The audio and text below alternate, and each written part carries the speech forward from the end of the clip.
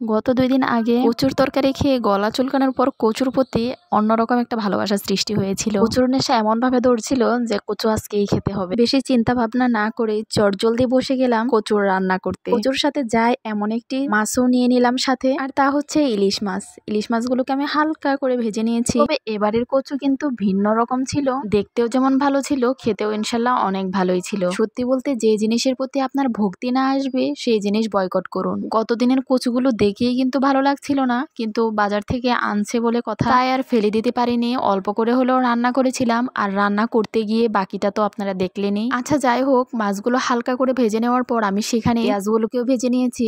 আর মাছগুলোর সাথে পেঁয়াজগুলো ভাজলে কিন্তু মাছ ভাজার যে সুন্দর একটা ফ্লেভার আসে, সেই রকম একটা ফ্লেভার তৈরি হয় তরকারিতে। হালকা করে ভেজে নেওয়ার পর এর মধ্যে আমি গুঁড়ো মশলাগুলো অ্যাড করেছি, হলুদ গুঁড়ো, মরিচ গুঁড়ো এবং ধনে গুঁড়ো।